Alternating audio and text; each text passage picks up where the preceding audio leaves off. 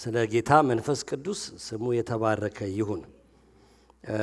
ይገርማችኋል በዚህ 2-3 ቀን ስለዚህ ፕሮግራም እየጸልይ አንድ ጌታን መፈለግ የሚለው በጣም ውስጥ የነበረ እና መዝሙር 27 ላይ አንድ ጥቅስ አለች። እግዚአብሔርን አንዲት ነገር ለምነዋለሁ ከዛስ በኋላ እርሷንም እሻለሁ ከዛስ በእግዚአብሔር ቤት ኖር ዘንድ አይደል ነው።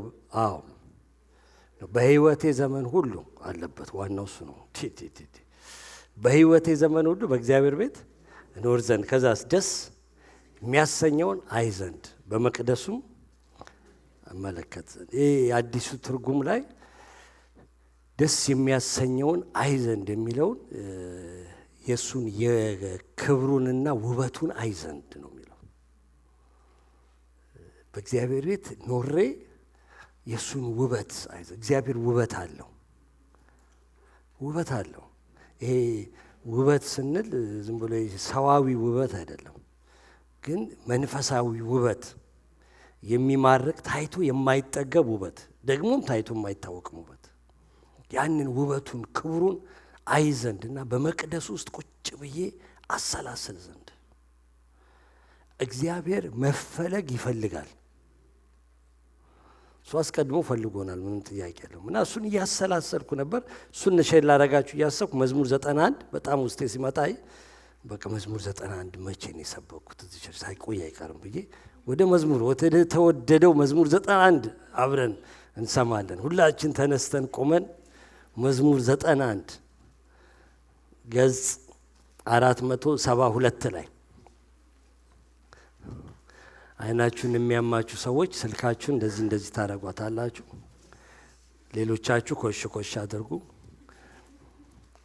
አይናችሁን የማያማችሁ መነጽር የማትጠቀሙ መጽሐፍ ቅዱስ የሌላችሁ እጅ ጭነን እንጸልይላችኋለን። ለእናንተ ማለት ያዙ ማለት ነው። በሌላ መጽሐፍ ቅዱስ ያስፈልገናል። መጽሐፍ ቅዱስ ከሌላችሁ አነጋግሩ። ቤተ ክርስቲያን ውስጥ መጽሐፍ ቅዱስ አለበለዚያ መጽሐፍ ቅዱስ በጣም ያዙ። አሜን ነው። ያዙ እና እስቲ አጠገባችሁ ያለ ሰው መጽሐፍ ቅዱስ ይዟል? ተቀማሙ አላልኩም። ለምንድን ነው ያላስከው? ለምን ያላሽው? በእኔ ስም ሆናችሁ ጠይቁልኝ ከፈራችኋቸው። ይላል እሱ ነው እንደሱ ብሎ ምናምን ብላችሁ ምንድነው መጽሐፍ ቅዱስ የለህም ወይ?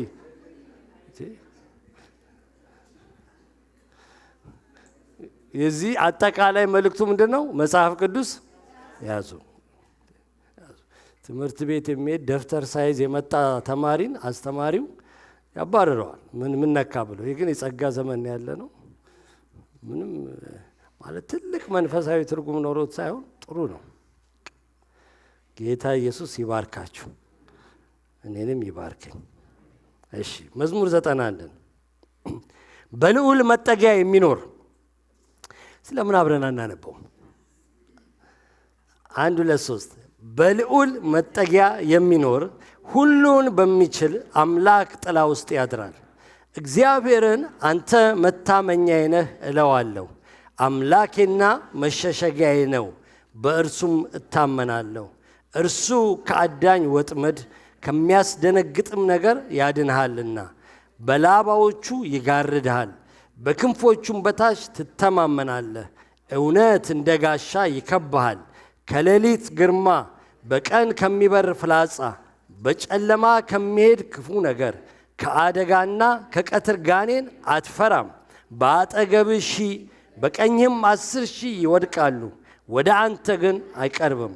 በዓይኖች ብቻ ትመለከታለህ፣ የኃጥአንንም ብድራት ታያለህ። አቤቱ አንተ ተስፋዬ ነህና ልዑልን መጠጊያ አደረግህ።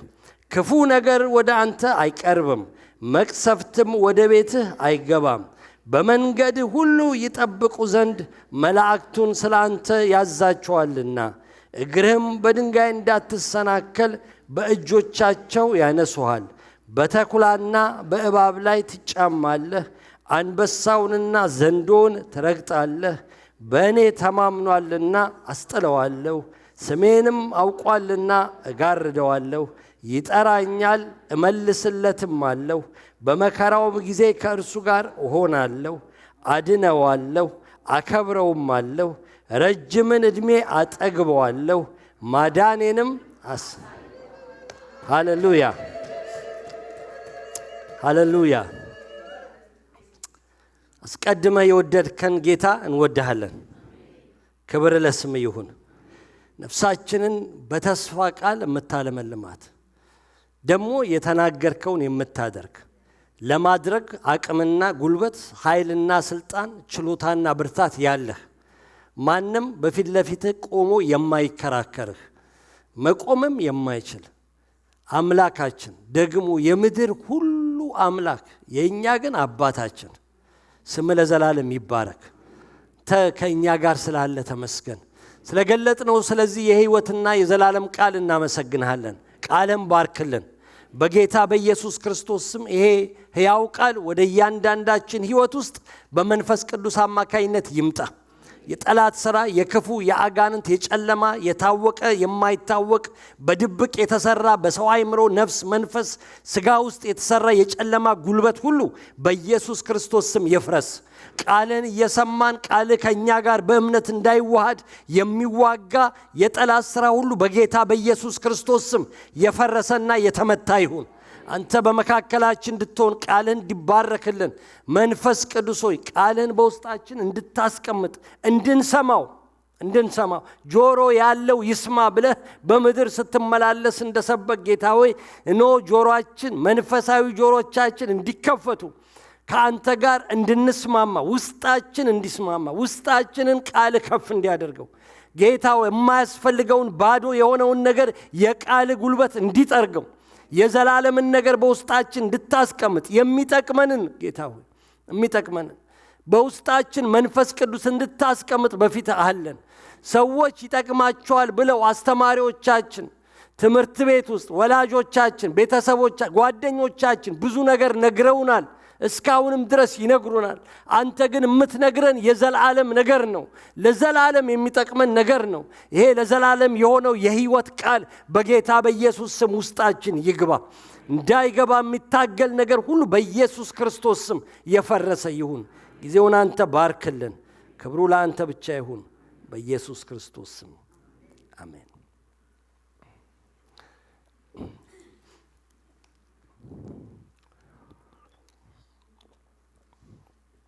መዝሙር 91ን ይሄ በመጽሐፍ ቅዱስ ውስጥ በጣም ከተወዳጅ ከሆኑት ክፍሎች ውስጥ በጣም አንዱ ነው። ብዙ ተወዳጅ ክፍሎች አሉ። ይሄ በቃል መጠናት ካለባቸው ምዕራፍ በአጠቃላይ ይጠናል እንዴ እንዳይባል በዚህ ነገር እግዚአብሔር ሁሉ ጊዜ የማረሳው ነው። በሁለት ቅዱሳን ኮንኖናል በመካከላችን ማለት ነው። 5 ነው 6 ዓመት ልጅና የ70 ምናምን ዓመት አባት እንዳለ አጥንተውት ብለውታል ቆመው በእኛ ማለት። ስለዚህ ይቻላል ወይ ለማለት ሕፃንም ነኝ አርጅቻለሁ ማለት ምክንያት እንዳናቀርብ አድርጎ ማለት ነው። ስለዚህ የሚቀጥለው ሳምንት አሁን ተነስቼ መዝሙር 91ን ሚል ስል በቃ እሺ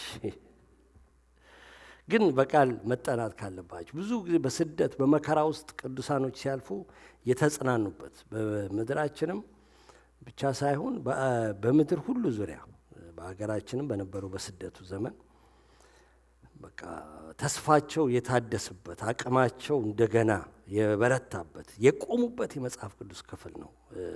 በጣም ብዙ የተስፋ ቃል ውስጡ የታጨቀበት ክፍል ስለሆነ ግን ይሄ ሁሉ የተስፋ ቃል እንደው በሁሉ ላይ ይሆናል ወይ? በቃ በጣም ብዙ ነገር ነው እዚህ ላይ የሚናገረው ብዬ አሰብኩኝ እና በጣም ስናንብ ለካስ ክሌም ስላረግ ነው አይደለም የሚሆነው። ቁጥር 1 ያለው ላይ ያለው ሐሳብ በእኛ ሕይወት ሲሆን ነው የሚሆነው። እንዴ በመደዴ የተሰጠ አይደለም፣ ለሁሉም በመደዴ አይደለም። ቁጥር 1 ያለው ነገር ሲሆን በሌላው ነገር በሙሉ የተስፋ ቃሎች በሕይወታችን ይከተላሉ ማለት ጌታ ኢየሱስ የማቴዎስ ወንጌል ምዕራፍ 6 ላይ አስቀድማችሁ የእግዚአብሔርን መንግሥት ጽድቁንም ፈልጉ ሌላ ሁሉ ምን ያደርግላችኋል?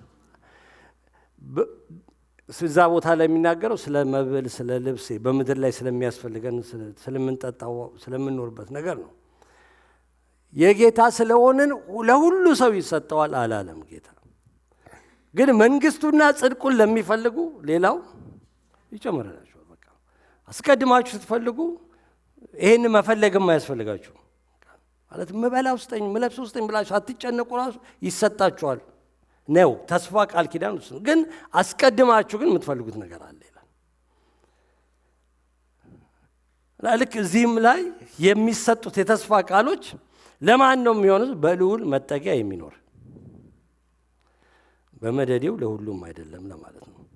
ሲጀምር በልዑል መጠጊያ የሚኖር በዛ በልዑል መጠጊያ ውስጥ የሚኖረው ሰውዬ ይሄ ሁሉ በረከት ያገኘዋል ነው ያገኘዋል። ማንም ተነስቶ በቀኜ 1000 በአጠገቤ 10,000 ውደቅ ቢል ተሰልፈው ይቀራሉ እንጂ 10,000ዎቹም ትዝ ይላችኋል የሐዋርያት ሥራ ላይ ጳውሎስ በሚሰብከው በኢየሱስ ክርስቶስ ስም ውጣ ሲለው አጋንንቱ ምን አለ ይላል? ኢየሱስን አውቀዋለሁ አለ። ጳውሎስንም አውቀዋለሁ፣ እናንተና ማን ናችሁ ሲላቸው ኢየሱስን ቢያውቁት ኖሮ እኛም እንደ ጳውሎስ የኢየሱስ ደቀ መዛሙርት ምናምን ብለው ያሳፍሩት ነበር። ለካስ እውነትም አያውቁትም። እና አንድ ሰባኪ እንዳለው ሱሪያቸውን ቀሚስ አድርጎ እየደበደበ አባረራቸዋል። ቀዳዶ ራቁታቸው ነው።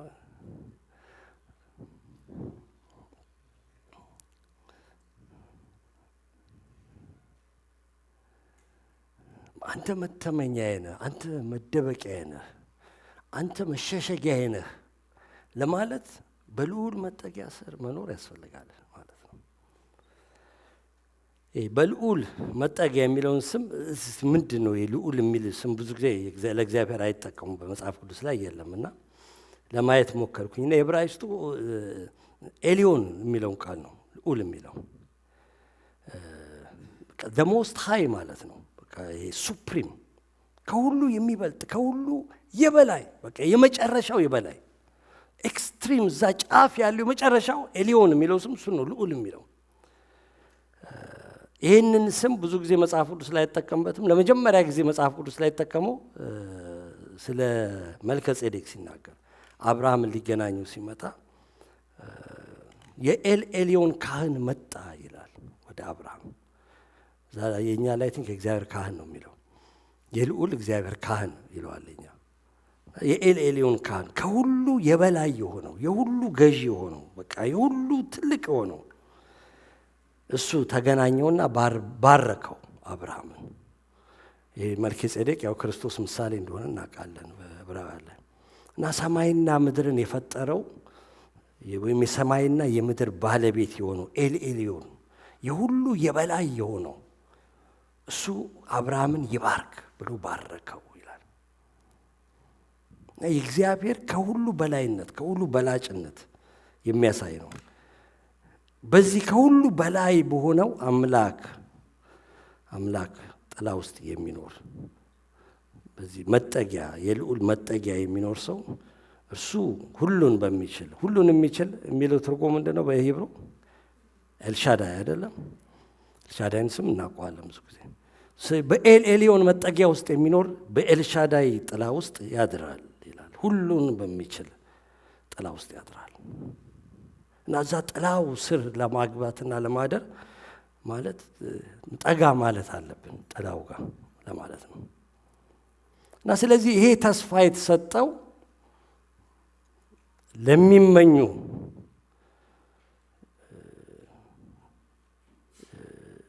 ለሚጎበኙ ሳይሆን ለሚኖሩ ነው። ለሚኖሩ ምክንያቱም የሚጎበኙና የሚመኙ ብዙዎች የሚኖሩ ደግሞ ጥቂቶች ስለሆኑ ለነዋሪዎች የተሰጠ there is a difference between visitors and residents አይደል እንዴ? እኔ አስታውሳለሁ መጀመሪያ በግድ ኢትዮጵያ በጣም ብዙ ዓመት ቆይቼ ነው ሲሄዱ የተመለስኩት ትዝ ይላችኋል። እና ከ23 24 ዓመት በኋላ ስመለስ ያው አገሩ በሙሉ ተቀያይሯል።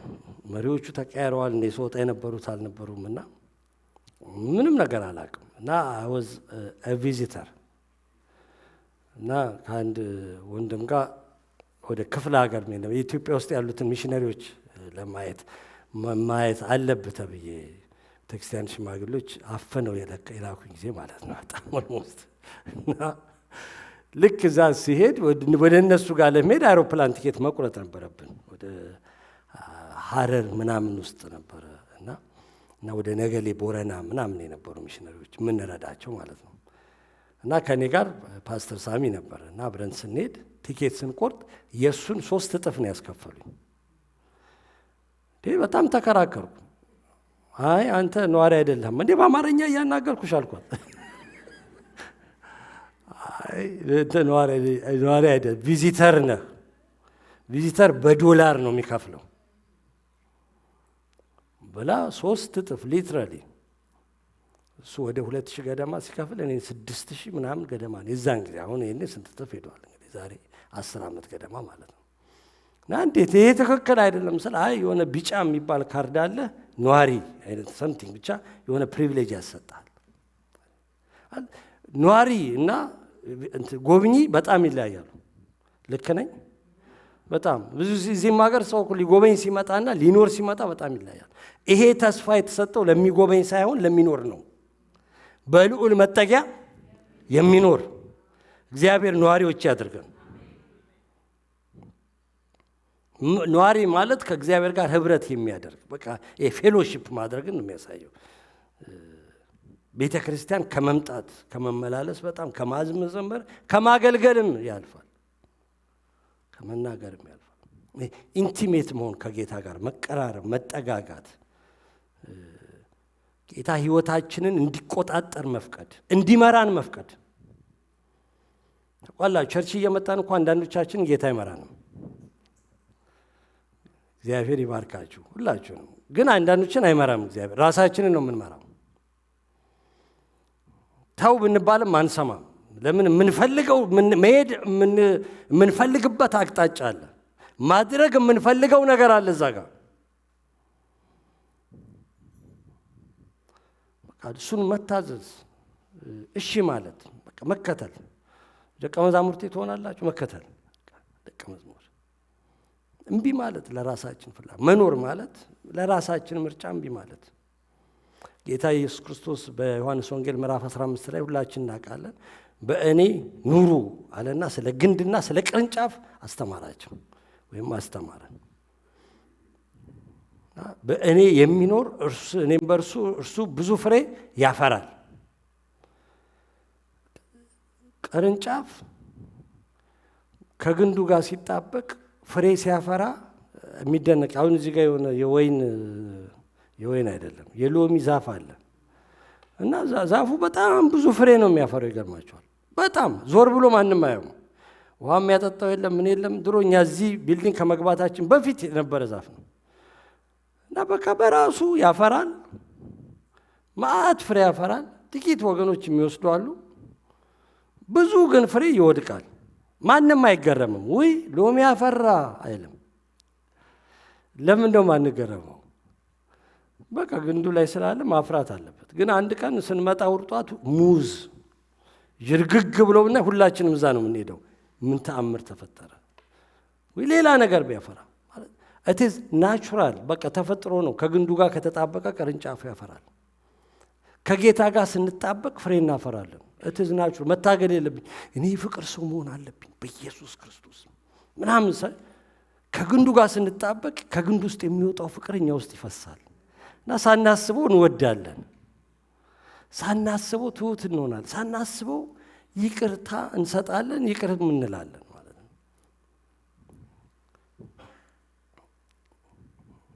እንደዛው በቃ እዚህ ማደሪያው ውስጥ ለመኖር ስንፈልግ፣ ስንጠጋ፣ ስንመኝ፣ ማደሪያውን ስንናፍቅ የሚሆኑትን ነገሮች ጥቂት ፈጠን ብዬ ላሳያችሁ። በሕይወታችን እዚህ መጽሐፍ ላይ ተጻፈልን። በልዑል መጠጊያ የሚኖር ሰው፣ እሱን ያንን መጠጊያ የሚፈልግ የሚመኝ ሰው የመጀመሪያው በሕይወቱ የሚኖረው የአድራሻ ለውጥ ይሆናል። ሁሉን በሚችል አምላክ ጥላ ስር ያድራል። በልዑል መጠጊያ የሚኖር የመጀመሪያው በቃ የዛ ሰው ማደሪያው እግዚአብሔር ነው። ሰው ወደ ክርስቶስ በቃ ሲመጣ ጌታ ኢየሱስ የህይወቱ ጌታ ሲሆን አዳኙ ሲያደርገው ወደ ህይወቴ ግባ ሲለው በቃ ከዚህ በኋላ የኔ ህይወት ያን በእርግጥ ዳግመኛ ሲወለድ አንድ ሰው በህይወቱ የመጀመሪያ የሚሆነው የአድራሻ ለውጥ ይካሄዳል። ኤፌሶን 2 ላይ ነገር በደንብ ይነግረናል። ስለ መዳናችን ይናገራል። ከወደደን ከትልቅ ፍቅሩ የተነሳ በበደላችን እንኳን ሙታን በሆነን ጊዜ ከክርስቶስ ጋር ህይወትን ሰጠን፣ በጸጋ ድናችኋል ይልና ከዛ አከታትሎ ዝቅ ብሎ ምዕራፍ 2 ቁጥር 7 ላይ የሚለው በክርስቶስ ኢየሱስ በሰማያዊ ስፍራ ከእርሱ ጋር አስቀመጠን ይላል። አሜን። በክርስቶስ ኢየሱስ በሰማያዊ ስፍራ ማለት የሆነ የአድራሻ ለውጥ ሆነ። our permanent residence is changed. ሃሌሉያ። ለውጥ ሆነ ማለት ወደፊት ጌታ ሲመጣ በሰማያዊ ስፍራ ትቀመጣላችሁ ሳይሆን አሁን በሰማያዊ ስፍራ በክርስቶስ ኢየሱስ አስቀመጠን።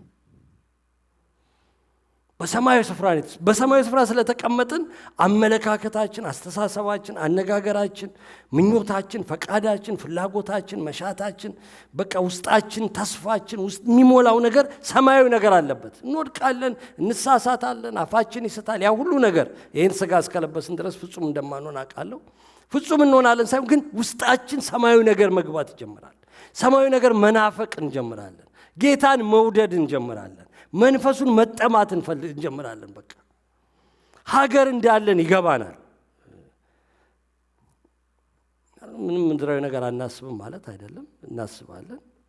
በምድር ነን፣ ግን ምድራዊ ነገር ኮንትሮል አያረገንም፣ አይገዛንም። የምድር ምኞት አይነዳንም። በእውነት ዳግመኛ ከተወለድን የሆነ ለውጥ ውስጣችን ተካሂዷል። ሙሴ እስራኤል ልጆች ሲለያቸው መጨረሻ ላይ ትሞታለህ ብሎት እግዚአብሔር ወደዚህ ተራራ ውጣና ሙት አለው እና ወደ ተራራ ወጥቶ ከመሞቱ በፊት የመጨረሻ ባርኮቱ ላይ ዘዳግም 33 ላይ መኖሪያህ የዘላለም በጣም የምወደው ክፍል ለምን እንደምወደው እነሱ መኖሪያቸው ወደ ሆነችው ወደ ተስፋይቱ ምድር እየገቡ ነው። እግዚአብሔር ከአብርሃም ዘመን ጀምሮ ለ400 ዓመት ቃል ኪዳን የሰጣቸው ወደዛ እየገቡ ነው። ግን ሙሴ ኖ ወደ ከነዓን ትገባለህ፣ በዛ ምድር ትኖራለህ፣ ግን መኖሪያ ግን ከነዓን አይደለችም። ልብህን ከነዓን ላይ እንዳትጥል። ከነዓን ወተትና ማር የምታፈስ ምድር ነች።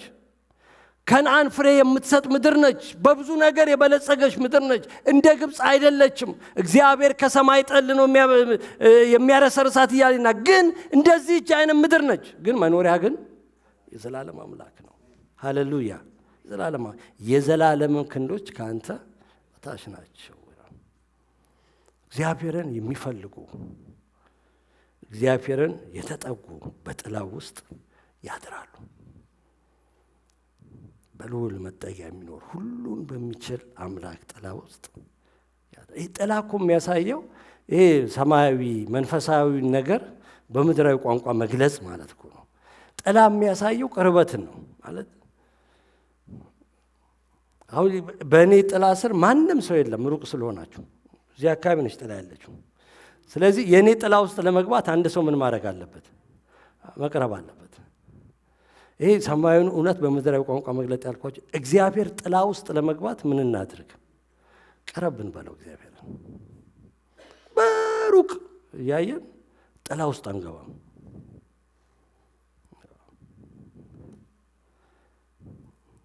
በልዑል መጠጊያ የሚኖር በህይወት ውስጥ መጀመሪያ የአድራሻ ለውጥ ፐርማነንት ሬዚደንስ ያገኛል።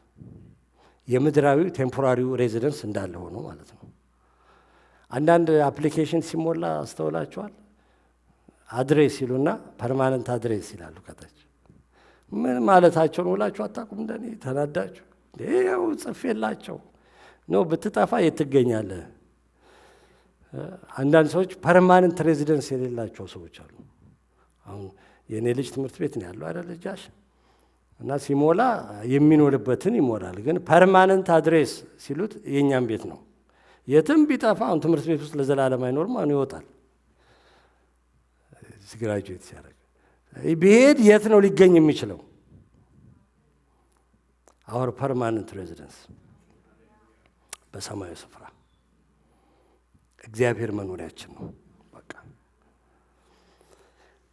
ሁለተኛው የቃላት ለውጥ ያመጣል። የንግግር ለውጥ እንደዚህ ይላል እግዚአብሔርን አንተ መታመኛዬ ነህ እለዋለሁ። አምላኬ፣ መሸሸጊያዬ፣ መጠጊያዬ እለዋለሁ። ንግግር ይለወጣል ማለት ነው። በሉል መጠጊያ የሚኖር በቃ የሆነ እምነት ይጨምራል። በሱ ላይ ይደገፋሉ፣ በሱ ላይ ይታመናሉ። ባይዘው ዳዊት እኮ ልምምዱንም እየዘመረ ነው። በጣም ገና ዳዊት እረኛ ሆኖ በእግዚአብሔር ላይ በቃ ጥላ ውስጥ መኖር ለምዷል። እግዚአብሔር ጥላ ውስጥ ስለሚኖርም ነው ምርጫው ወደሱ የመጣውና በጣም በእግዚአብሔር ጥላ ውስጥ ስለሚኖር ታሪኩን እኮ እናውቀዋለን። በጣም ዱላ ይዞ አንበሳና ድብ ያሳድዳል። ይሄ ኖርማል ሰው የሚያደርገው አይደለም። ዱላ ይዞ አንበሳን የሚከተል የለም። ምንም ጀግና ቢሆን እንኳን ዱላ ሽጉጥ የሚዘን አንከተልም። እሱም ይሄድ እኔም ሽጉጤን ይዤ ወደዚህ እንጂ ግን በእግዚአብሔር ጥላ ውስጥ እንደሚኖር ስለሚያውቅ በተነሳ ጊዜ ከጠቦቶች አንድ ቦስ እከተለው ነበር፣ እመታው ነበር ይላል። አስጥለው ነበር። ለምን? በእግዚአብሔር ጥላ ውስጥ እንዳለ በጣም መኖሪያው የእግዚአብሔር ውስጥ እንደሆነ በጣም ገብቶታል። እንትና ጎልያድም ሲገጥም እንደዚህ በእግዚአብሔር ስም እመጣብሃለሁ፣ አንተን በእጅ አሳልፎ ይሰጣል፣ ራስን ከአንገት ላይ እቆርጣለሁ። ገና ምንም ሳይዋጉ እኮ ነው። ጎራዴ እኮ የለውም፣ ጎራዴ ቢላዋ የለውም ሰው ልጁ ግን እቆርጠዋለሁ ይለዋል። ለምን? በእግዚአብሔር ጥላ ውስጥ የሚኖሩ ሰዎች ቃላቸው እንኳን ይለወጣል፣ የሚናገሩት ንግግር ይለወጣል። ይታወቀው ነበረ ዳዊት በእግዚአብሔር ጥላ ውስጥ እንዳለ። የማይፈራው ለዚህ ነው እኮ የማያስፈራ ነገር ስለገጠመው አይደለም። ድብ ስለማያስፈራራ አይደለም። ድብ ታውቃላችሁ ሲቆም እንዴት ነው የሚያስፈራራው? በጣም እኮ ሂውጅ ነው ድብ። ስለማያስፈራራ ጎልያድ ስለማያስፈራራ አይደለም። ነገር ግን ሰው በእግዚአብሔር ጥላ ውስጥ ሲኖር በሚያስፈራራው ነገር መካከል በቃ ይደፍራል። ንግግራችን መለወጥ ይጀምራል። ዳዊት አባቱ ሲልከው ወደ ወንድሞች ሂድ ሲለው ከአባቱ ቤት ነው እንጂ የወጣው ከእግዚአብሔር ጥላ ውስጥ ግን አልወጣም።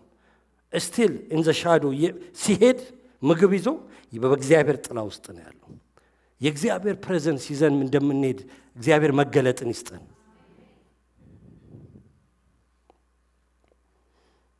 በቃ ያውቃል ምሽጉ እንደሆነ እግዚአብሔር ያውቃል።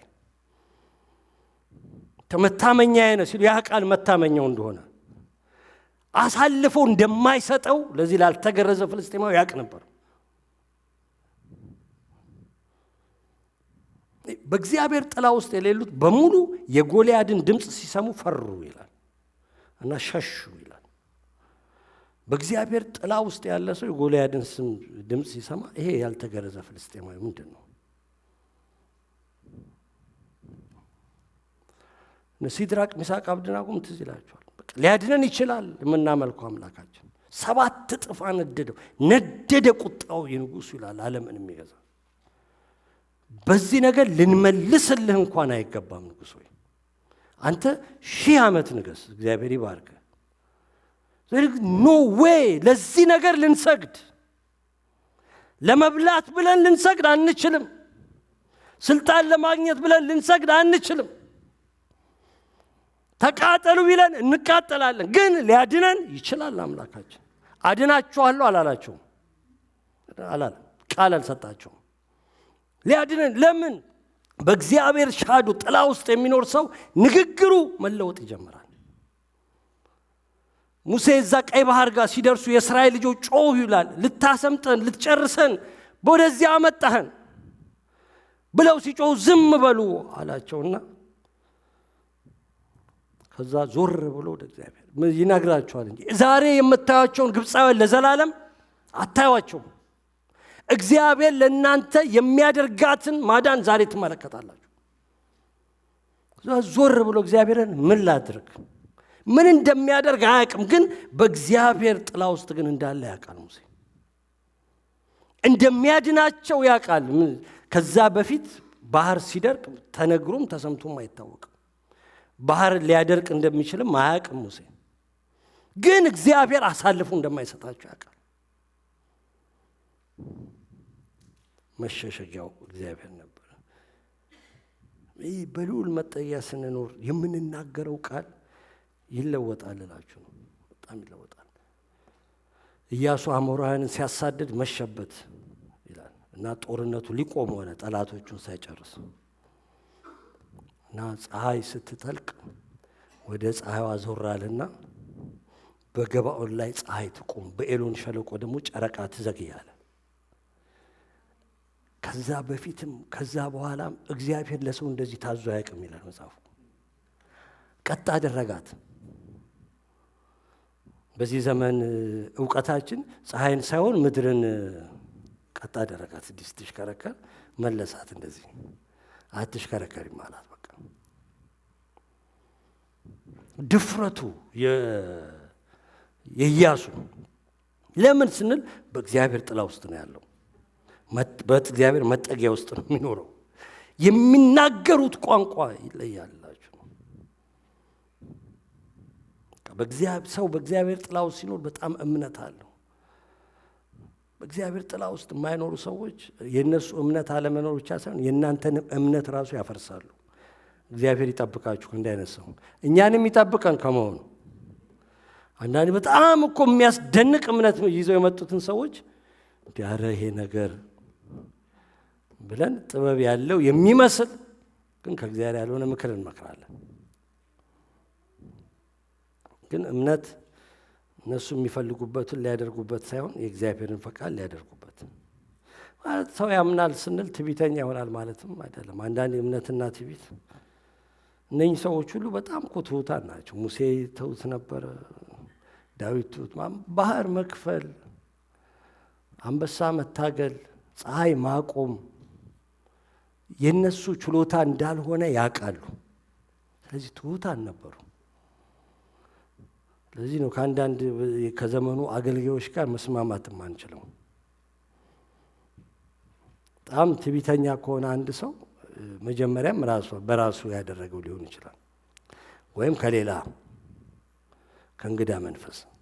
በእግዚአብሔር መንፈስ ሰው ሲያገለግል የራሱ እንደሆነ እንዳልሆነ ያውቃላ። እኔ ብር ብሰጣችሁ ልታበይ ይችላለሁ፣ የራሴ ነው። ግን የሰው ብር ከሰጠዋችሁ እንዴት ትታበያሉ? ገባችሁ? ሻሳው ሐዋርያው ጳውሎስ አገልግሎ በዚህ ሸክላ ዕቃ ውስጥ የከበረ መዝገብ አለ።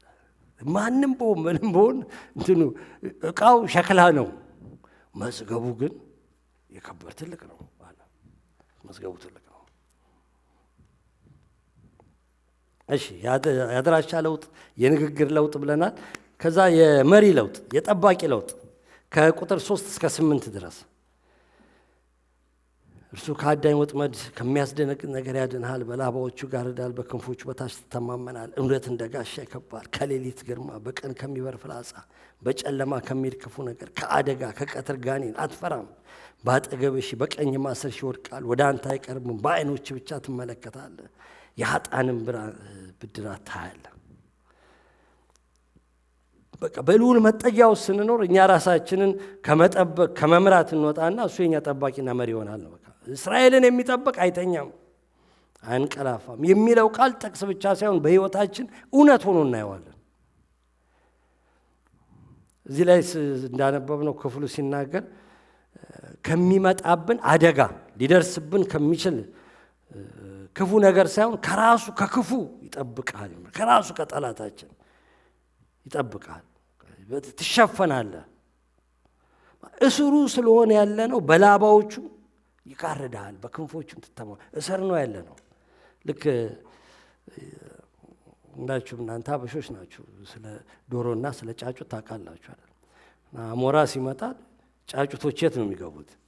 የዶሮ ክንፍ ስር አይደለ? ይሸሸጋሉ። መደበቂያ ነው። ጫጩቷን ሊለቅማት ይችላል አሞራ፣ ግን ዶሮዋ ትልቅ ስለሆነች አይለቅማትም። በክንፎቹ ጥላ ስር በጣም ትልልቅ ጠላት ይመጣል። ግን ክንፎቹ ስር ስንገባ ከእግዚአብሔር የሚበልጥ ምን አለ? ማን አለ?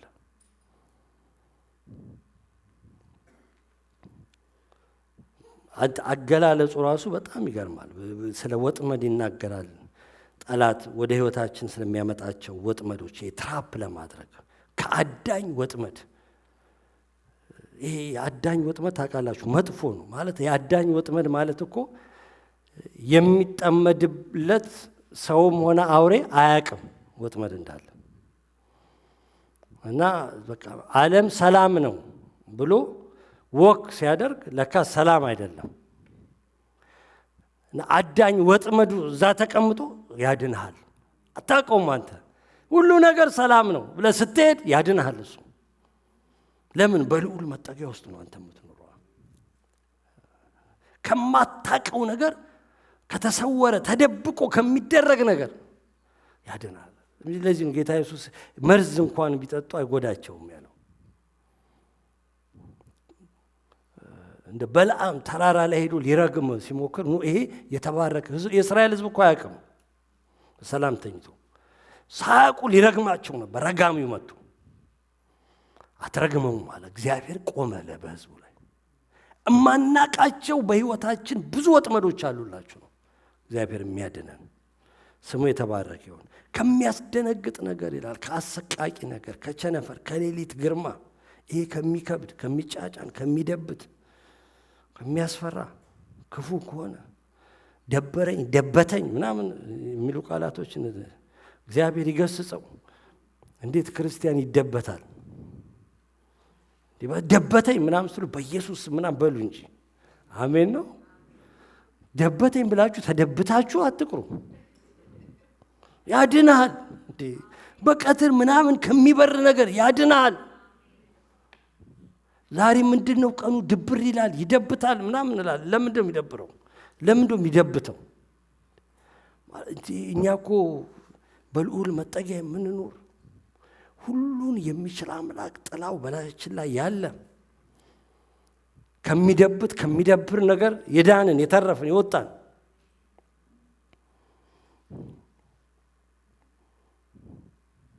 እና ጠላት ከሚያመጣበት ውጊያ ብቻ ሳይሆን ከራሱ ከጠላትም ያስመልጣል። በጨለማ ከሚሄድ ከቀትር ጋኔን ይገርማል። ዳዊት ይህን ሁሉ በብሉይ ኪዳን ሆኖ እነኚህን ነገሮች ሁሉ እንዴት እንደተገለጡለት ይገርማል። በአጠገብህ ሺህ በቀኝም 10,000 ይወድቃሉ ይላል፣ ወደ አንተ ግን አይቀርቡም። አንድ ጊዜ ቆይቷል ይህን እያነበብ ጌታ ሆይ አመሰግናለሁ አይኖቼን ስላልከፈትኩ። ምክንያቱም እዚህ ጋር 10,000 አጋንንት ወድቆ ባይ፣ እዚህ ጋር ደግሞ 1,000 አጋንንት ወድቆ ባይ እቤት ገብቼስ መተኛ ትችላለሁ እንዴ? ማለት ራሱን በዚህ እየሄድን ዞር በል እያልን እኮ መራመድ ማለት እኮ በቀኝ 10,000 በአጠገብሽ ይወድቃል፣ ወደ አንተ ግን አይቀርብም። ሃሌሉያ!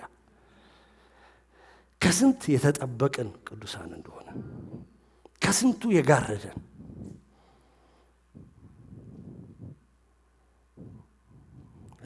እግዚአብሔር እለፍ ሳይለው በሕይወታችን የሚመጡ ነገሮች ሁሉ ሳይፈቀድ ልክ እንደ ኢዮብ ትዝ ይላችኋል። ሲከሰው በእግዚአብሔር ፊት እንዴ አየው ኢዮብን ጻድቅ እግዚአብሔር ፈራ ቀን ምናምን እንደሱ ከክፋት የራቀ የለም ሲለው እርሱንና ቤቱን በዙሪያ ያለውን ሁሉ አጥረህለት።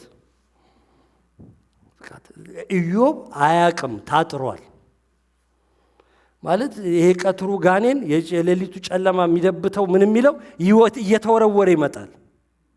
እንዴት ይግባ? እግዚአብሔር አጥሩ ነው፣ ከጥላው በታች ነው ያለው። ግን ኢዮብ አያቅም። እግዚአብሔር አጥር እንደሆነ እንኳን አላወቀም። ኢዮብ መቼ ነው ያወቀው? አጥሩ ሲነሳ። ልክ እግዚአብሔር አጥሩን ሲያነሳ ሲፈቅድለት ሀብቱ፣ ልጆቹ፣ ምኑ፣ ጤንነቱ፣ ሁሉ ነገር ተወሰደበት ይላል። እግዚአብሔር ከስንት ነገር እየጠበቀን እንደሆነ አናቅም ልላችሁ ነው። አናቅም። እኛ እንደሚጠብቅ ዕቃችን፣ ንብረታችን፣ ምናችን፣ ህይወታችን፣ ቤተሰባችን፣ ልጆቻችን ግን ባናመሰግነውም እግዚአብሔር ይጠብቀን። አንድ ቀንም ኢዮብን አመስግነኝ እኔ እኮ ነኝ ጠባቂና የምስጋና ፕሮግራም አዘጋጅልኝ አላለውም፣ ግን ይጠብቀው ነበር። ባናመሰግነውም የሚጠብቀን ጌታ። ስለዚህ አንዳንድ ጊዜ ዝም ብላችሁ ማመስገን ሲያቀታችሁ ዛሬ ደብሮኛል ምናምን ደብቶኛል ስሉ ስለማታውቁት ስለ እግዚአብሔር ጥበቃ ማመስገን ጀምሩ። ጌታ የተባረከ ይሁን። የተጠበቃችሁ ቅዱሳን እግዚአብሔር የተባረከ ይሁን። አሜን ለማለት እየተጋላችሁ ያላችሁ ሁሉ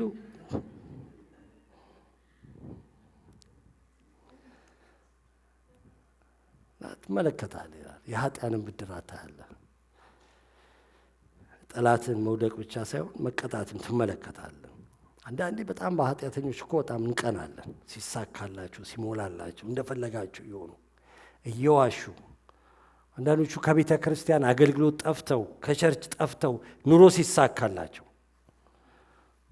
እና ድንገት በቤታቸው ስናልፍ 3 መኪና አቆመው ሲያዩ ያስቀኑናል። እኔ ቸርች እያልኩ እሷ 3 መኪና ደርድራለች። እሷም መኪናውም ለጥፋት እየተዘጋጁ እንደሆነ እንረሳና እንኳን የምንገዛው ቆርቆሮ ምድር እኮ ልትቃጠል ነው።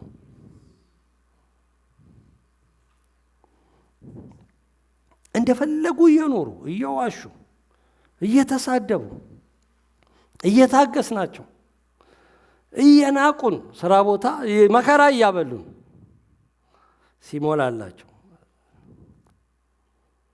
ዳዊት ግን ትመለከታለህ ይላል ዋጋችሁን ሲቀበሉ። መዝሙር 73 ላይ ብዙዎቻችን እናያለን። የኃጢአተኞችን አይቼ ቀንቼ ነበር የሚለው ትምህርት የአሳፍ ትምህርት በጣም አስቀኑኝ ኃጢአተኞች ይላል ኑሯቸውን ሲሳካላቸውና ወደ እግዚአብሔር ቤት እስክገባ ድረስ ይላል እስክፈልገው ድረስ እግዚአብሔርን ስፈልግ ግን መጨረሻቸውን ሲያሳይኝ ውይ በስመ አብ እንኳን እዚሁ ቀረሁ አልኩ ነው በቃ የሚለው። በድንገት አለቁ ይላል መዝሙር 73 ላይ። በልዑል መጠጊያ ስገባ፣ ወደ እግዚአብሔር መቅደስ ውስጥ ስገባ፣ ወደ እግዚአብሔር ቤት ውስጥ ስገባ በቃ አየኋቸው።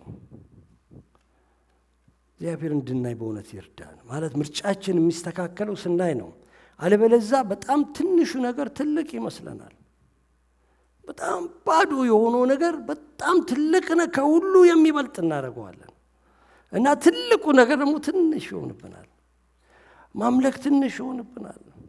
እስካሁን ታመልኪያለሽ ምናምን የሚሉ ሰዎች አሉ እኮ አጋጥሞኛል። እስካሁን ድረስ ቸርች ሁሉ ትሄዳለህ እንዴ ታገለግላለህ እስካሁን ድረስ ይሏቸዋል። ለምን? በጣም ለነሱ ትንሽ ነው እና እኛም እንዳናቀለው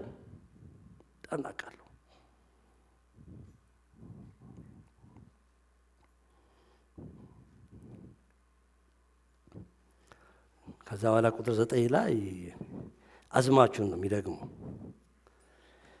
አቤቱ አንተ ተስፋዬ ነህ፣ ልዑልን ኤሊዮንን መጠጊያ አደረገ። የአድራሻ ለውጥ፣ የንግግር ለውጥ፣ የቃላት ለውጥ፣ የጠባቂ የመሪ ለውጥ አድርጎ ከዛ የህይወት ለውጥ ደግሞ የኑሮ ለውጥ ከቁጥር 10 እስከ 13 ድረስ እሱ ነው የሚነግረን። ህይወት የድል ይሆናል፣ ኑሮህ የድል ህይወት ትለማመዳለህ ነው የሚለው። ትለማመዳለህ፣ በመንገዱ አትሰነካ፣ አትልፈሰፈስም። ብትወድቅ እንኳን መላእክቶች ይታዘዙልሃል። ስለዚህ መላእክቶች ስለሚታዘዙልህ ብትወድቅ ትነሳለህ። ሰይጣን በዚህ ነው ጌታ ኢየሱስን የፈተነው አይደል? መላእክቱን ስላንተ ያዛቸዋልና እስቲ ራስን ከዚህ ላይ ወርውር ያለው። ትነሳ፣ አትወድቅም፣ ወድቀህ አትቀርም ይላል። ወድቀህ አትቀርም። በጣም ደስ ይላል። ስለ አረማመድ ሲናገር እዚህ ላይ ስለ ህይወት ለውጥ ልብህ ልዑሉን ስለምትፈልገው ይላል። መሻትህ እሱ ስለሆነ ከመላእክቶች ጋር ትረማመዳለህ። እናንብበው መሰለኝ ከ10 እስከ 12 ልድገመው። ክፉ ነገር ወደ አንተ አይቀርብም፣ መቅሰፍት ወደ ቤት አይገባም። በመንገድህ ሁሉ ይጠብቁ ዘንድ መላእክቱን ስለ አንተ ያዛቸዋል። እግርህም በድንጋይ እንዳትሰናከል በእጆቻቸው ያነሷል። በተኩላና በእባብ ላይ ትጫማለህ፣ አንበሳውንና ዘንዶውን ትረግጣለህ። እግዚአብሔር የተባረከው ከመላእክት ጋር ትረማመዳለህ። መላእክቱ ይታዘዝልሃል። when you walk with angels አናያቸውም? ከእግዚአብሔር መላእክት ይታዘዝ፣ ብትወድቅ የሚያነሱ ከመላእክት ጋር ትረማመዳለህ፣ በአጋንንት ላይ ግን ትራመድበታለህ ይላል። አንበሳ ይሄ ግን ምንድነው? ተኩላውን እባቡን ምን ታደርጋለህ? ትረግጣለህ፣ ትራመድበታለህ። ግን ካጠገብ መላእክቶች መላእክት የእግዚአብሔር ሰማያዊ ፍጥረቶች የእግዚአብሔር መልእክተኞች እንደሆኑ እናውቃለን። ሰው የማያዛቸው ግን መላእክት አንዳንዴ መልእክተኛም ነው እና ባጠገባችን ስላሉ መልእክተኞች እግዚአብሔር ይባረክላቸው። መንፈሳዊ የሆኑ ወንድሞች እናቶች እዚህ ውስጥ ብንጨምራቸው አብረውን ስለሚራመዱ ተመለስ ስለሚሉ አይ ተሳሳትሽ ስለሚሉ በቃ ይዘውን ወደ እግዚአብሔር መንግስት ስለሚገቡ እንደዚህ አይነት እህቶችና ወንድሞች ከዙሪያችን አያጥፉብን። የሚያጨበጭቡልን ብቻ አይደለም፣ ስለሚያጨበጭቡልንም እግዚአብሔር ይመስገን። ግን ወደ ጥፋት ስንሄድ የሚያጨበጭብልን ሰው ጥሩ አይደለም። እንጂ ምን ነካ ፓስተር ሳሚ በጣም እንደምወደው ታውቃለህ፣ እዚህ ላይ ግን የሚሉ ሰዎች በጣም ጥሩ ናቸው። እዚህ ምን ነካሽ የሚሉ ከብዙ ወርቅና ብር የሚበልጡ ናቸው በጣም። እንዲህ አይነት ወንድምና ከዙሪያችን አይጥፋ፣ አናጥፋቸው። ዘመኑ በጣም ስስ ነው ታውቃላችሁ አይደል? ዝም አላችሁኝ፣ ሳስታችኋል እናንተም ማለት በጣም በሚደንቅ ሁኔታ ማለት የሆነ ነገር ሲባል ሰው ሁሉ የሚል በቃ ማለት የሚቆጣ አትናገሩኝ የሚል በእግዚአብሔርም ቤት ውስጥ ማለት ነው። በኢየሱስ ክርስቶስ እንደዚህ አይነት መንፈስ የተመታ ይሁን። በጣም ከስስነት ነገር እንውጣ። በጣም ይንገሩን ሰዎች፣ ይገስጹን፣ እንገሰጽ፣ እንመከር፣ ይቆጡን። ከተሳሳቱ በተሳሳተ ኢንፎርሜሽን ከሆነ እየተቆጡ ነው ያለ ደግሞ እነግራችኋለን። ቆይ ደሱ እኮ አይደለም አልሰማሽም ማለት ነው እንጂ ብለን እነግራችኋለን። ይሄ በጣም ወጣ ያለ ነው ከስብከቴ፣ ግን ጥሩ ነው ማለት ነው። እንደዚህ አይነት ሰዎች ያስፈልጉልናል ማለት ነው። በቃ ከመላእክቶች ጋር መልአክ ከሆኑ ሰዎች ጋር አብረን ወቅ ስናረግ ከመላእክት ጋር ታውቃላችሁ ንግግራችን ሁሉ እንዴት መልካም እንደሆነ። ከአንዳንድ ሰው ጋር ኃጢአት ማውራት አትችሉም። አላጋጠማችሁም? ሰው ለማማት የማይመቹ ሰዎች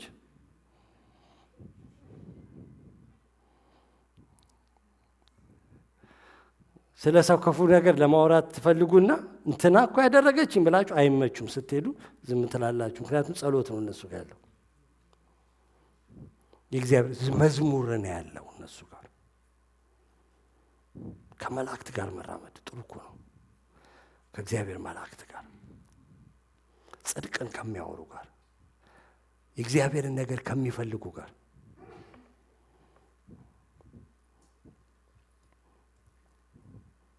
አለበለዚያ ዝም ብሎ ከሆነ እኮ በቃ ቸርችም ውስጥ ተቀምጦ ብዙ ጊዜ ስለምናገረው ምንም አይደለም። ምን አለ ሳልሰክር በጠጣ የሚሉ ደግሞ አሉ። ምን አለ ጥሩ ጥሩ ዘፈን ቢሰማ። እንደውም እኮ ዘፈን በግሪክኛው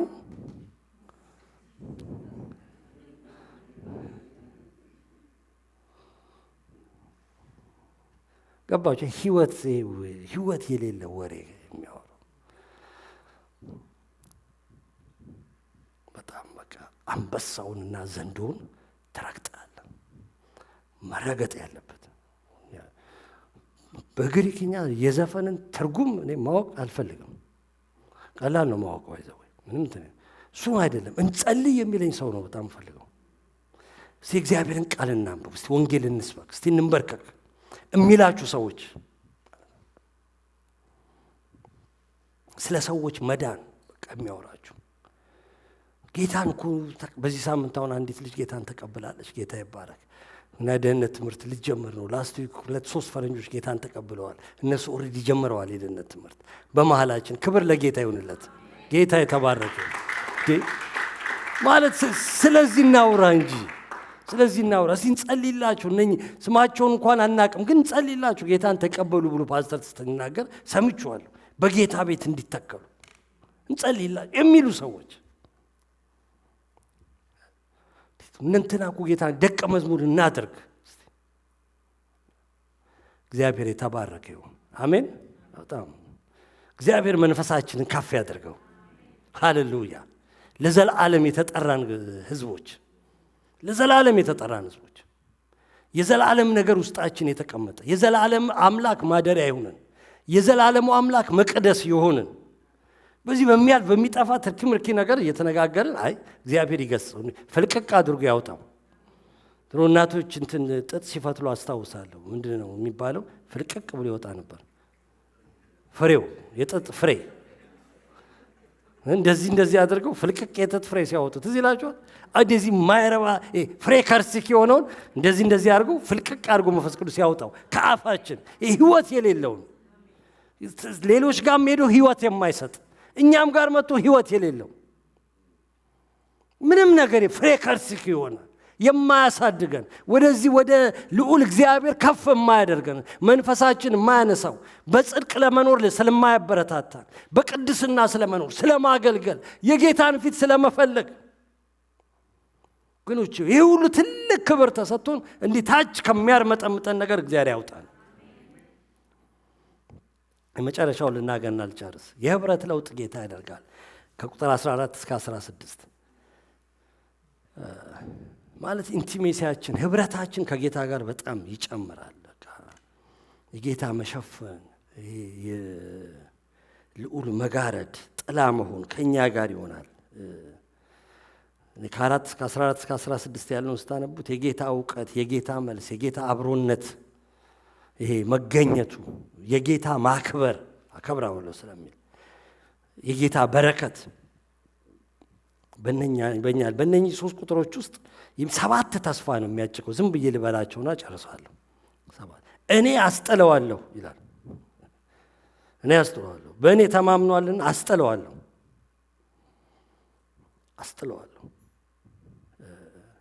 ይሄ ሊበላን ከደረሰብን ልክ ዳዊት አንበሳና ድብ መጥቶ ከመንጎቼ አንዱ ነጥቆ ይሄድ ነበር፣ ከዛ እከተለው ነበር ይልና ምን አደርገዋለሁ ይላል? አስጥለው ነበር። እንዲህ ከተከበብንበት ድንገት መጥቶ ሊነክሰን ከደረሰው ከዛ ውስጥ እግዚአብሔር አስጥለዋለሁ ይላል። አስጥለዋለሁ። ዳንኤልን ወስዶ አንበሳ ጉድጓድ ውስጥ ከተቱት ይላል። የምታመልከው አምላክ ያድን ብሎ ንጉሡ ወዶት ነበርና ወረወሩት። እኔ አስጥለዋለሁ ብሏል እግዚአብሔር። አስጣለው። ያውም አንበሶቹ 1 ቀን 2 ቀን ምግብ አልተሰጣቸውም ለዳንኤልን እንዲበሉ ዘሜድ ሹር ጠግበው እንዳይተዉት።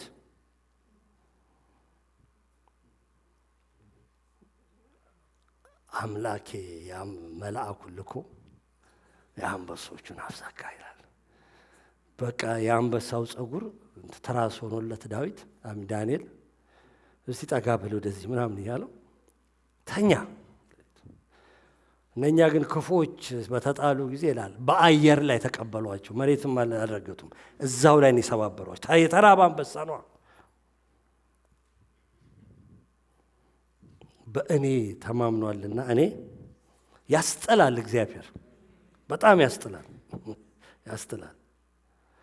ዳዊትን ከጎልያድ ሰይፍ አየውና ትንሽ ብላቴና ቀይ ልጅ ነው ያለ ከዚህች ጋር ልዋጋ ነው ብሎ አስጣለው። ጳውሎስን ከአውራቂስ ንፋስ ማለት ከተፈጥሮም ሰው ሰራሽም ከሆነ ነገር እግዚአብሔር ያስጥላል እላችሁ።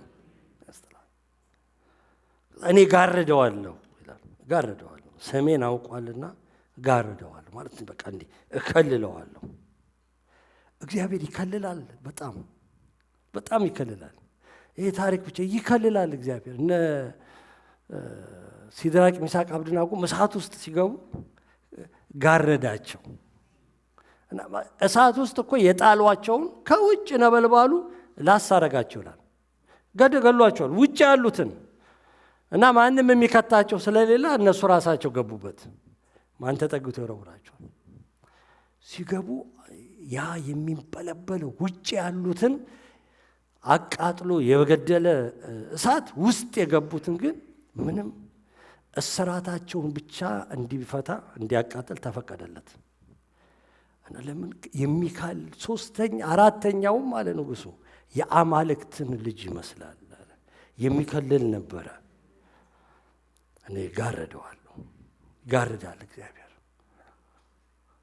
እስራኤል ቀይ ባህርን ሊያካፍል ሲመጣና ፈርዖን ጦሩን ሁሉ ሰብስቡ እንዴት ለቀቅናቸው አለ ይላሉ። ሰራዊት ጄኔራሎቹን ሰብስቡ፣ ስለዚህ ልበሱ፣ ተዘጋጁ አለ። በቃ በሰረገላ በምን በሙሉ ተከትለው መጡ ሲል ልክ ሲደርሱባቸው የእግዚአብሔር እሳት በግብፅና በእስራኤላውያን መካከል ገባ ይችላል። እንደ ግድግዳ እሳት ገብቶ ቆም። ሰው እንደ አይመለስም እሳት አይቶ። ፈርዖን እኮ እሳቱ እስኪሄድ ጠብቆ ነው የገባው ውሃ ውስጥ። ሰው ልቡ ከደነደነ ደነደነ ነው። እግዚአብሔር ከእንዲህ አይነት ድንዳኔ ይጠብቀን። ከእንደዚህ አይነትም ደንዳና ሰው ጋር አትከራከሩ። በቃ አይኔን ግንባር ምናምን ከሚል ሰው ጋር ያው ገባችሁ። ግን ጋረዳቸው ህዝቡ። እኔ እመልስለታለሁ ይላል። ይጠራኛል፣ እመልስለታለሁ። ኤርምያስ 33 ላይ ወደ እኔ ጩህ፣ እኔ እመልስልሃለሁ፣ አንተም የማታውቀውን ታላቅና ኃይለኛ ነገርን አሳይሃለሁ። እኔ እመልስለታለሁ። ብዙ እግዚአብሔር ጸሎትን የሰማ ይመለሰላቸው ብዙ ቅዱሳን ሐናና ሕዝቅያስ ማንሳት እንችላለን። ይመልሳል እግዚአብሔር። በመከራው ጊዜ ከእርሱ ጋር እሆናለሁ። መከራ አለ፣ ግን እኔ ከእርሱ ጋር እሆናለሁ፣ አጠገበዋለሁ። በእሳት ውስጥ ባለፍክ ጊዜ ነበልባሉ አይፈጅም። በውሃ ውስጥ ባለፍክ ጊዜ አይሰጥም። ጳውሎስና ሲላስ ወደ እስር ቤት ሲጣሉ ተደብድበው ታስረው ጥርቅም አድርጎ አስሯቸው ይላል። ሲጣሉ ያመሰግኑ ነበር። የሆነ የእግዚአብሔር እኮ ፕሬዘንስ ነው አመስጋኝ ያደረጋቸው እንጂ ኢት ኢዝ ኖት ኮምፎርታብል።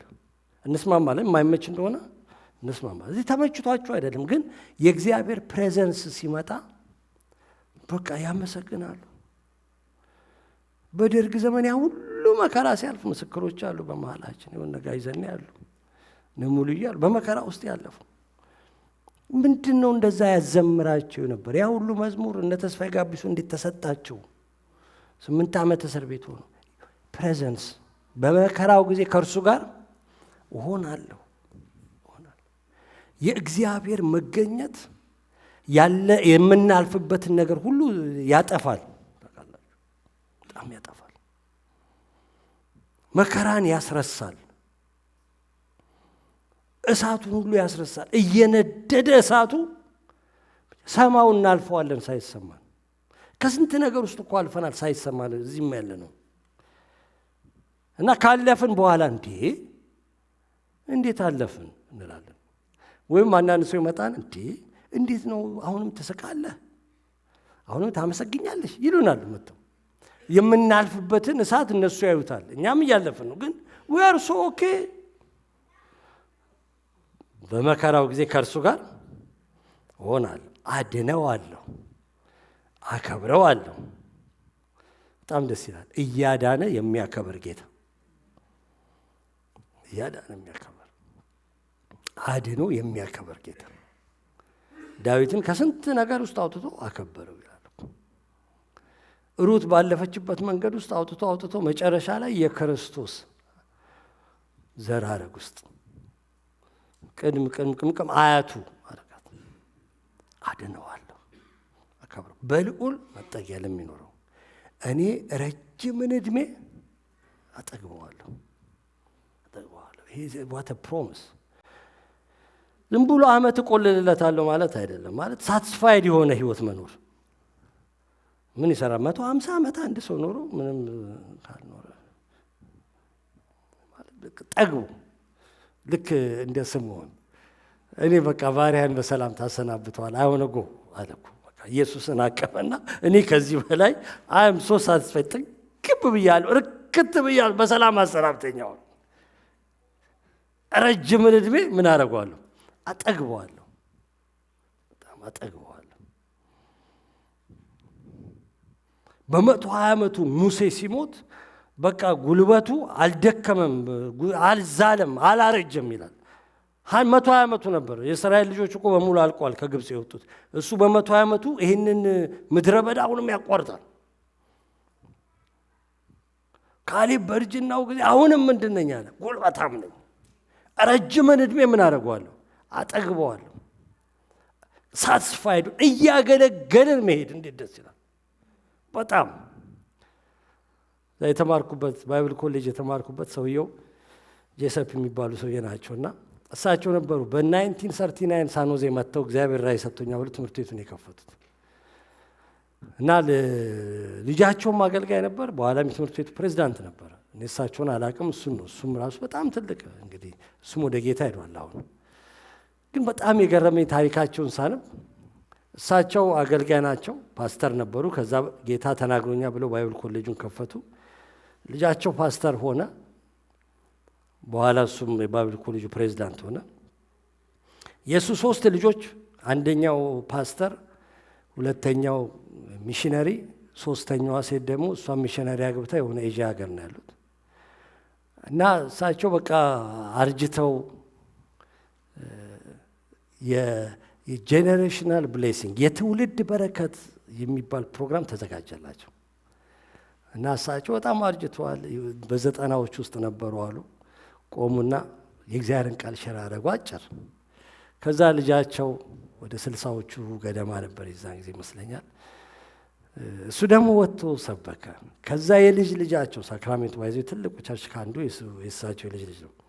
እሱ ደግሞ መጥቶ 3ኛው እሳቸው ከኋላ ቆመው ነው ቁጭ ብለው 3ኛው የልጅ ልጃቸው የሰበከ እና እንደዚህ ፈገግ ብለው 3ኛው ልጅ እያዩ ነው ወደ ጌታ ሄዱት።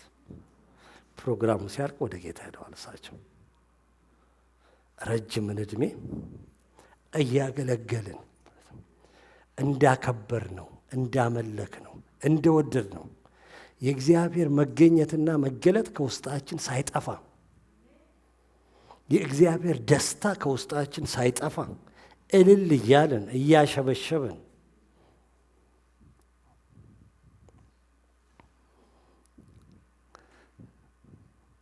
እድሜ ከጠገበ በኋላ ማዳኔን አሳየዋለሁ ብሎ ይዘጋዋል። ማለት የእግዚአብሔር ማዳን በምድር ይጀመራል፣ በሰማይ ያልቃል።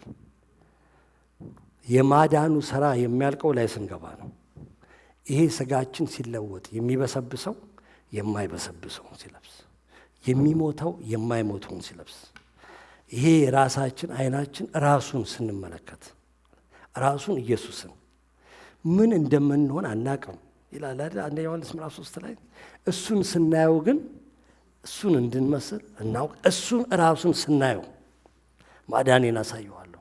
እሱን አይተን እዛ ክብሩ ስንገባ የጌታ እራት ግብዣ ላይ እዛ ስንሰበሰብ ጠረጴዛ ዙሪያ ስንቀመጥ እዛ ስንገናኝ በእውነት እዚያ ጨብጭበን እዛ ካልተገናኘን እዚህ ባንገናኝ ይሻል ነበር። ምንም ዋጋ የለውም ማለት እዚህ አምልከን እዚህ አጨብጭበን እዚህ ተጫውተን ስቀን እዛ ላይ ካለው ክብር ከጎደልን this means nothing ባዶ ነው፣ ዜሮ ነው።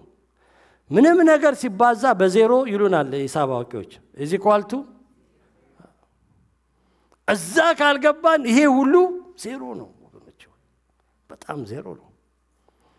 ማዳን መደህንነታችን ፍጹም የሚሆነው ራሱን ኢየሱስን ስናይ፣ ይሄ ፀሐይ የማያስፈልጋት ከተማ ውስጥ ስንገባ፣ ራሱ እግዚአብሔር ለከተማይቱ ብርሃን ይሆንላታል የተባለ ቦታ ስንገባ በድንግዝግዝ አሁን እናያለን። የዛን ጊዜ ፊት ለፊት እናያለን። ፊት ለፊት ስናየው ማዳኔንም አሳየዋለሁ። ሃሌሉያ! ያንን ማዳን አይተን ጉዞአችን ይጠቃለን። በቃ ጨርሰዋለሁ አለ ማዳን። እነኚህ በረከቶች የሚሆኑት በልዑል መጠጊያ ለሚኖር ሰው እንዳልኳችሁ፣ ለሚመኝ ሰው አይደለም፣ ለሚጎበኝም አይደለም፣ ለሚፈልግ ሰው፣ ለሚጣጣር ሰው፣ ምኞቱ ፍላጎቱ በቃ በእውነት ለሚል እነኚህ ተስፋ ቃሎች የእሱ ናቸው። እሱ ናቸው። ስለዚህ ምን እናድርግ? ዛሬ ልባችን ይነሳሳ፣ በልዑል መጠጊያ ለመኖር ናፍቆት ይኑረን። ጌታ እንድንፈልገው ይፈልጋል። ብዙ ፓራዶክስ የሆኑ እንትኖች አሉ። ይሄ የሚቃረኑ የሚመስሉ እውነቶች መጽሐፍ ቅዱስ ላይ በጣም አለ። የሚጋጩ የሚመስሉ ብዙ ነገር አለ። እንዴት ትዝ ይላችኋል? ለመስቀል ዘ ፓራዶክስ ኦፍ ዘ ክሮስ የሚል ስብከት ሰብኬ ነበር፣ አስታውሳለሁ። በጣም ገርሞኝ ማለት መስቀሉ ስታዩት የሚጋጭ ነገር አለ። ክብር አለ፣ ውርደት እዛ ውስጥ አለ። ማዳን አለ፣ ህይወት አለ፣ ሞት እዛ ውስጥ አለ። ብዙ ነገር ታዩታላችሁ። ልክ እንደዛው ማለት ነው። ይሄ እግዚአብሔርን መፈለግ እንዴ! እግዚአብሔርን በአዲስ ኪዳን ምን ፈልግ? እሱ አይደል እንደ ፈለገን? በጣም እንጂ እሱ በጣም ትልቁን እርምጃ ተራመደ። ከሰማይ ወደ ምድር ተራምዶ መጣ። እኛ ወደዛ ላይ መራመድ ስለማንችል ሊፈልገን መጣ። ናው የኛ አሁን ደግሞ የኛ ተራ ነው ልንፈልገው። እግዚአብሔር ሊፈለግ ይፈልጋል ማለት ነው። እንድንፈልገው ይፈልጋል። እሱን የመፈለግን አቅም ጌታ ይስጠን። በእውነት እሱን የሚፈልግ ልብን ጌታ ይስጠን። እግዚአብሔርን የሚፈልግ ልብ ደስ ይበለው። ለምን ደስ ይበለው እንዳለ ታውቃላችሁ አይደል? የሚፈልግ ልብ ነው። እግዚአብሔርን ያገኘ ደስ ይበለው አይደለም ያለው። እግዚአብሔርን የሚፈልግ ደስ ይበለው። ለምን? ያገኘዋል። ሰው እግዚአብሔርን ከፈለገ ያገኘዋል። እግዚአብሔር ለሚፈልጉት ሁሉ የሚገኝ አምላክ ነው። ዘር ሳይለይ፣ እውቀት ሳይለይ፣ ሃይማኖት ሳይለይ፣ እስላሙም ቢፈልገው እግዚአብሔርን ያገኘዋል። ምንም ኦርቶዶክስ የለ፣ ጴንጤ የለ፣ ምንም የለም፣ ካቶሊክ የለ፣ እስላም የለ፣ ቡዲስት የለ። እግዚአብሔርን በእውነት አንድ ሰው ከፈለገው ይገኝለት። እግዚአብሔር የሚፈልግ ልብ ደስ ይበለው። እኛማ ተገልጦልናል እኮ መንገዱን ሁሉ አውቀናል። እኔ በር ነኝ፣ እኔ መንገድ ነኝ ብሎናል። እንድንፈልግ ይወርዳን። በቃ ልጨርስ። ጌታ ይባረክ። ተነስተን ቆመን ጸልየን እንጨርሳለን። ሃሌሉያ። በልዑል መጠጊያ የሚኖር በልዑል መጠጊያ የሚኖር አድራሻው ይለወጣል፣ ንግግሩ ይለወጣል፣ ቃላቶቹ ይለወጣሉ። መሪው ጠባቂው የህይወቱ ይለወጣል። ኑሮ ይለወጣል። ህብረቱ ይለወጣል። ከእግዚአብሔር ጋር ነው። በልዑል መጠጊያ የሚኖር ዛሬ እግዚአብሔር እንደዛ ያድርገን። ልባችንን በሙሉ እንደዚህ በልዑል መጠጊያ ውስጥ በእግዚአብሔር ውስጥ ለመኖር እግዚአብሔር መንፈሳችንን ያነቃቀው፣ ውስጣችንን በእውነት ይቀስቅሰው። ብዙ በረከት ተዘጋጅቶልን እንደዚሁ እድሜያችን እንዳያልፍ ሰማይ ላይ ስንገባ እንዳንገረም። ይህንን እኮ ሰጥቼሽ ነበር አይ እንዳይለኝ ጌታ እዛ ምድር ላይ ሰጠሁን በቃ እንዳይለን። እዚህ በምድር ላይ ተሰጥቶን በምድር ላይ በክብር መኖር ስንችል፣ በምድር ላይ በፍቅር፣ በምድር ላይ በእግዚአብሔር መገኘት በፕሬዘንስ ውስጥ መኖር ስንችል፣ በጥላው ውስጥ መኖር ስንችል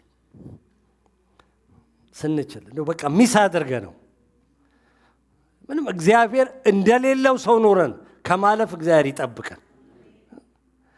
እግዚአብሔር የሌላችሁ ጌታን የማያውቁ ሲጨነቁ አብረን እየተጨነቅን፣ ሲያወሩ አብረናቸው እያወራን፣ ሲሳደቡ አብረን እየተሳደብን። ዛሬ ቀስ ብለን ነው የምንሳደበው በፌስቡክ። በእርግጥ በአፊውን በፌስቡክ በሙሉ ስድብ ነው አይደል? በአደራችሁ በምንም ስድብ ከአጋንንት ነው ታውቃላችሁ። ሐሰተኛው ክርስቶስ ሲነሳ የሚሳደብበት አፍ ተሰጠው ይላል። ይሄ ሐሰተኛው ክርስቶስ አጋንንቱ ሲነሳ አፍ ተሰጠው ለመሳደብ። እኛ አፍ አልተሰጠንም ለመሳደብ። ይሰድቡናል፣ አዎ መሰደብ እንችላለን። ምን እንኳን እኛን ቀርቶ ጌታችንን ሰድበውታል እኮ። አንተ በአጋንንት በቤልዜቡል ስም አጋንንት ታወጣለህ አሉት። ማለት አንተ ራስህ አጋንንት ነህ እያሉት ነው። ምንም ተሰድቧል ጌታ። ነቲንግ ኒው፣ ምንም አዲስ ነገር የለም። መሳደብ እንችላለን። መሳደብ ግን አልተፈቀደልንም። እኛ ለመባረክ ነው የተጠራ ነው። አፋችን ሲከፈት የሚባርክ ነው አይደል? ዩቲዩብ ላይ ወንጌል፣ ፌስቡክ ላይ፣ ሶሻል ሚዲያ ላይ ስንጽፍ የበረከት ነው። አለዛ አንጽፍም በፍጹም። ባይዘዌ ሐሰተኛ ነቢያቶችንም መሳደብ አልተፈቀደልንም። መቃወም ነው የተፈቀደልን። ስድብኛ አልተሰጠን። እኛ ተሳዳቢዎች አይደለንም። ወይ ጉድ! እዚህ ውስጥ እንደገባው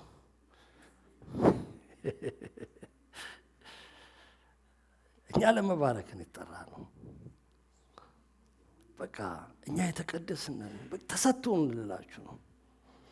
እማይሆን ነገር በቃ እነሱን መስለን ዘመናችን እንዳያልቅ። ሲጨነቁ ተጨንቀን ጌታ የሌላቸው፣ ሲሳደቡ ተሳድበን፣ እነሱን የሚያስፈራራቸው ነገር እኛንም አስፈራርቱን። ኢኮኖሚ ሲገለባበጥ እነሱ ሲደነግጡ እኛም አብረን ከነሱ ጋር ስንገለባበጥ፣ ከኢኮኖሚ ጋር ጂምናስቲክ ስንሰራ ኖ እኛ መኖሪያችን የዘላለም አምላክ ነው። ላይ ሊወጣ ይችላል ኢኮኖሚው፣ ታች ሊወርድ ይችላል። አንድ ነገር እናውቃለን፣ እግዚአብሔር የምንበላው የምንጠጣው አያሳጣንም። በቃ ያኖራል። እንዳትፈሩ በፍጹም። እኛ በፍርሃት ልንኖር አልተጠራንም። ጻድቅ እንደ አንበሳ ያለ ፍርሃት። እኛ እኮ በልዑል መጠጊያ ውስጥ የምንኖር ሁሉን የሚችል አምላክ ጥላ ውስጥ የምናድር፣ ሃሌሉያ፣ በሱ በክንፎቹ ውስጥ የተጋረድን የተሸፈነን፣ የሚሞቀን፣ ሃሌሉያ፣ የእግዚአብሔር ሙቀት የሚሰማን እዛ ስሩ ውስጥ ገብተን ሙቀቱ የሚሰማን መገኘቱ የሚያጠግበን። ዘማሪው ከመገኘት ወዴት ሄዳለሁ? ከህልውና ወዴት ሸሻለሁ? ሳበኝ፣ አስጠጋኝ ይላል። አስጠጋኝ ወደ ውስጥ።